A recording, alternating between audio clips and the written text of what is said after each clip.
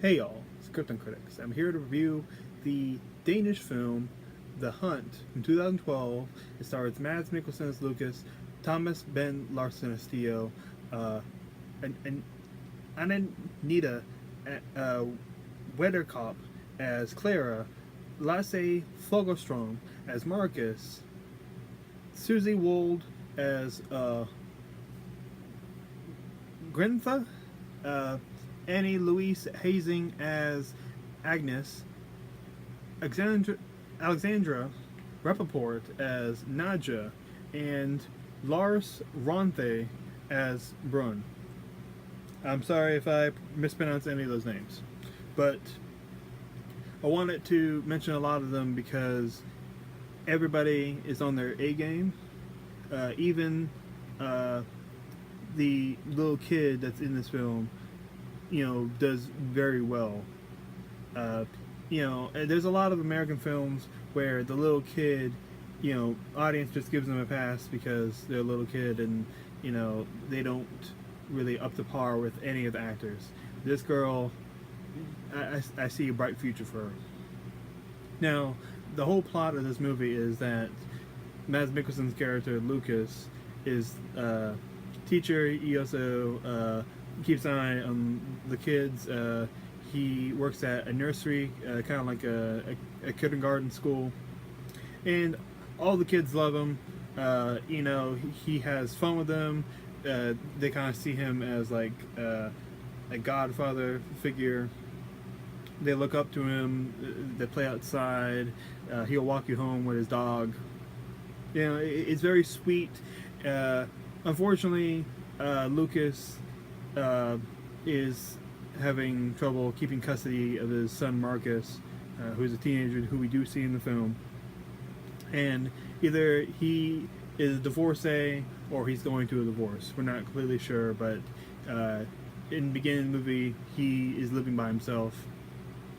He eventually bumps into Nadja, and that becomes his girlfriend, who does an excellent job. And even though I don't think we actually see them on a date, the way they speak to each other and the interaction seems very natural, and they do seem like a good couple. They seem realistic enough. I'm like, wow, I've seen movies that spend the whole movie on a relationship and they don't do shit with it and you don't feel it.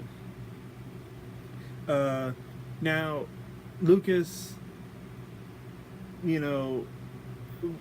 probably the closest relationship he has is with this little girl named Clara, who's around 6 years old.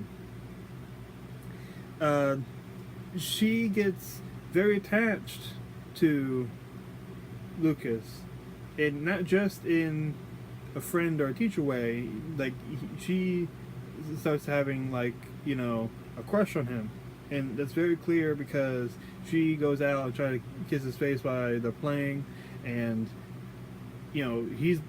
she's the one that wants to give him like a bead glued together heart, and she feels sad after he said, you can't do that, you can't try to kiss me, that's you should be worried about if a boy in the future wants to kiss you, or kissing is, when you're a little kid, is for family, not for a grown man that you barely know. And she takes that hard, and she thinks of a lie to say that he molested this little girl. That's not true at all, and that's the whole conflict of the movie, is that when she starts this lie, she tells one of the teachers that works there,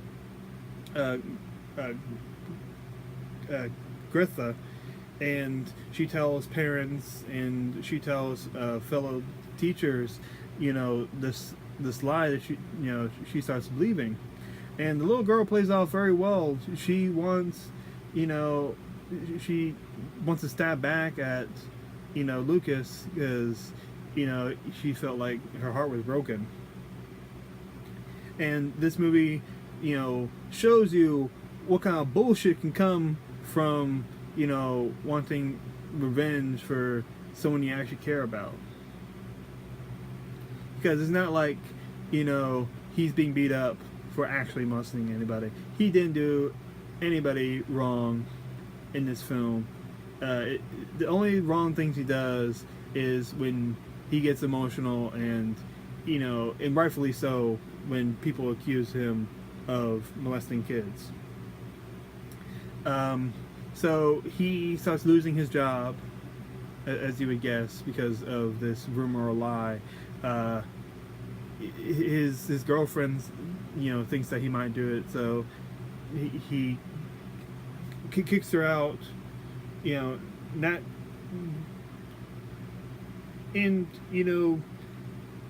he doesn't want to have anyone think that that's around him. He doesn't want that type of negativity or mindset that he was even related to that. Just that it was a lie. Marcus comes over, and he wants to give his father a hand. He hasn't seen him in a while. The beginning of this movie to halfway goes from November to December, and he's growing more depressed.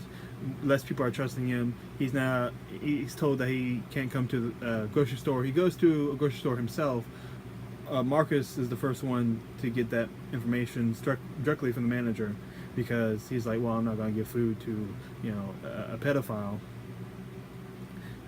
which once again is not true. And that's what is so amazing but still disturbing about this whole movie, because Lucas feels real. Everybody around him feels real.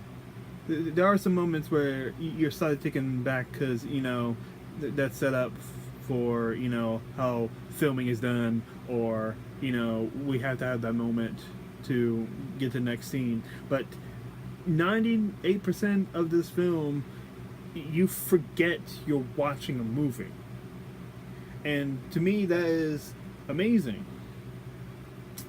I mentioned before that Lucas has a dog. His dog's name is Fanny. He used to walk the dog with Clara before all of this drama started.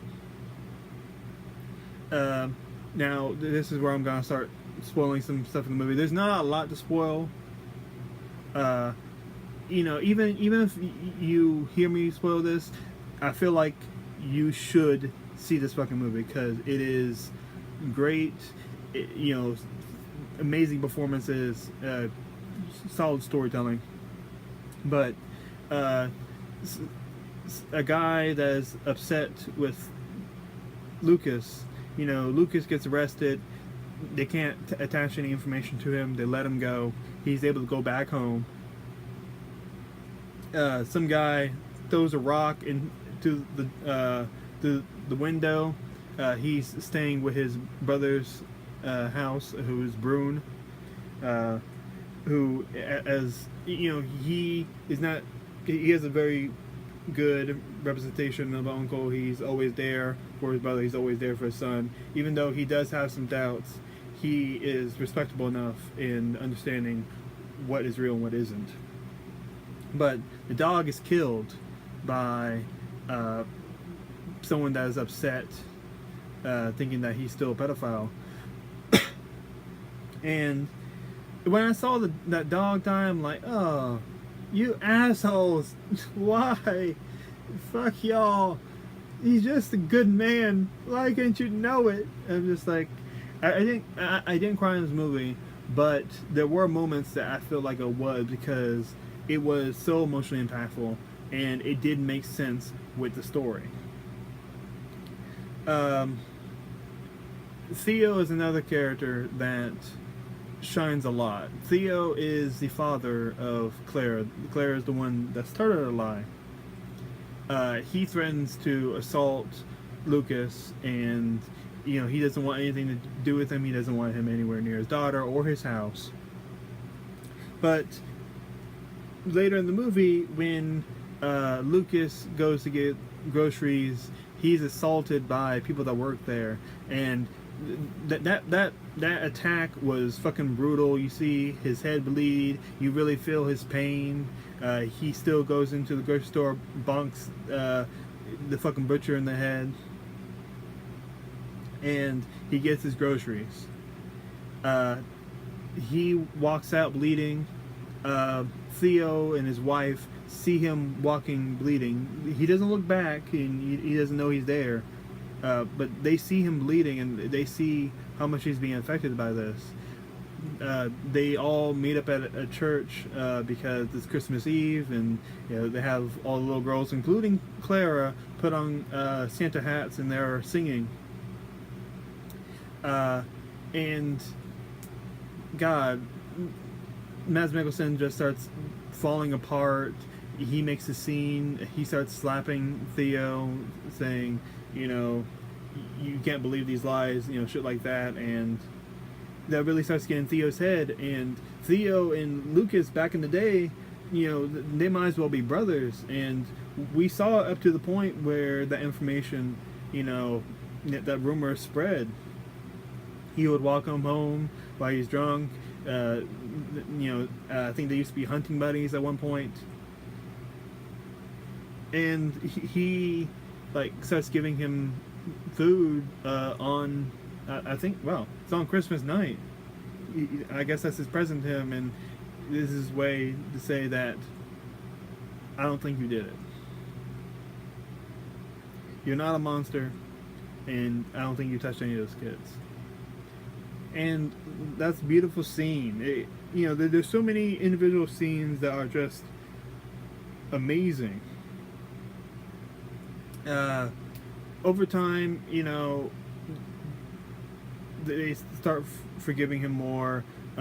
Marcus has a fight with people at Theo's house. He ends up literally spitting on Clara, calling her a lying bitch. I'm like, oh shit. Drama bomb. Yeah, the more I would, as soon as I saw this movie, I had goosebumps. I couldn't stop thinking about it. I was going through my Rolodex. I'm like, was there any scenes that I don't think needed to be there? And I'm like, no. How this movie is composed, and with some of the great lighting of darkness, and the soft highlights, not stark highlights, but just very, very soft, helps reflect in the tone, like darkness with a little bit of the glimmers of hope, the brightness. The only negative I can really say, there are some bits where the handheld filming is a little too much, just a little bit. It gets a little too chaotic. The last time jump seems a little weird, and I wish there was a little bit more humor, because in some parts it's hard to get to this movie, but I'm also shouting at this film because I'm like, oh, why are you so fucking good? Ugh. Oh my god, are you fucking shitting me? Oh my god. Marcus ends up he's happy that his father's back. He's making peace with all this bullshit. He gets his hunting license. He gets his own gun. Lucas used to hunt a lot, and towards the end of the movie, they go out, and Lucas, at the very end of the movie, he just out by himself, just enjoying the forest, just calming down, reflecting on his life. Like right before, when they were celebrating his son getting his first gun, everybody in town that had previously just hated the guts of Lucas and just believed that he is a complete sex offender, and some people believe that he molested many of the kids at the schooling facility, and they finally had the arc of that they don't believe that anymore. They acknowledge that was bullshit, Even the little girl says, "I lied." Uh, Lucas picks up Clara, and nobody else is around. He picks her up, and she says, "I can't step in on any lines." Very kid-like thing to do is not to step on the lines that are on like tiles on the floor or whatever. So he picks her up, sets it down, and you can tell that is a metaphor for everything that happened. You know, she says as it would be very hard to go those lines, and that's the journey of Lucas after all this bullshit had happened. Everybody had been convinced, and it's possible to continue life with people thinking this. Not everybody is going to believe into it. There's always going to be somebody that still thinks it just because that words had come out of someone's mouth and other people had spoke it.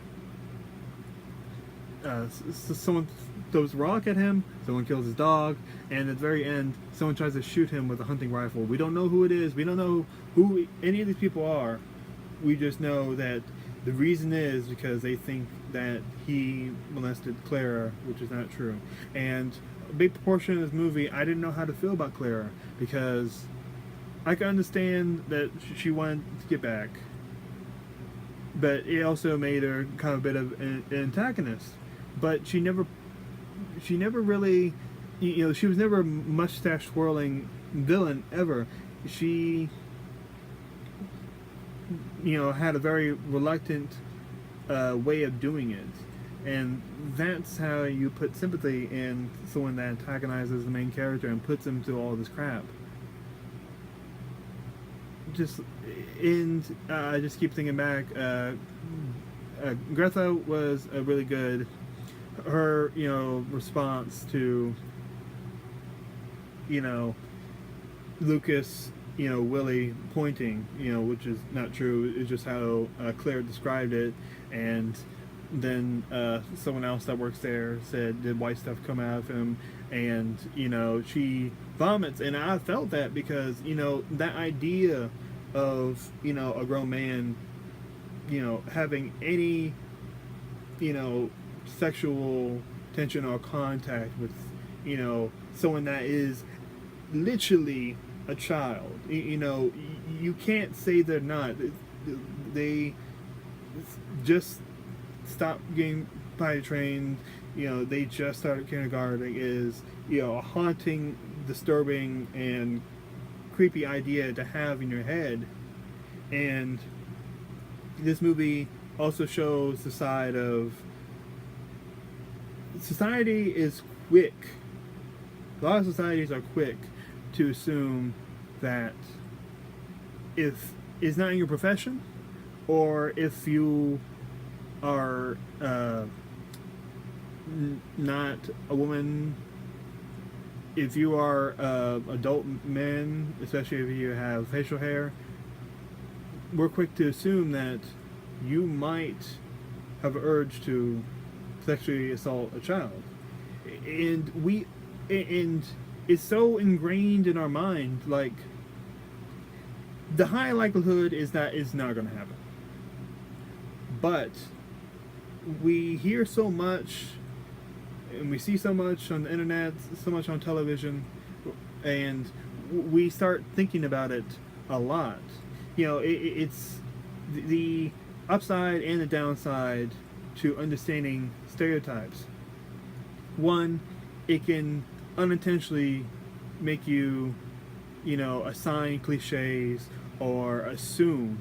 You start becoming, judgmental. You start becoming like having bigoted thoughts, even though at your heart of hearts you may not believe it, but you think about it for a second. And sometimes society doesn't do much to try to understand each other, to really understand what's wrong and why do we think this way. But yeah, this movie is well edited. Performances are bone chilling sometimes. when you're done with this movie, you might start looking like Mads Mikkelsen in his performance. You know, your eyes will start shining. You know, your lip will pout a little bit, and you just start twitching and just looking away. And just this movie, the best way to describe it, it is beautifully haunting, and that's why I give it A. It's almost A plus, but there are some things that I wish were there. I wish there was just a little bit of humor, but I highly recommend it. Spot the Krypton Critics. You know I love you.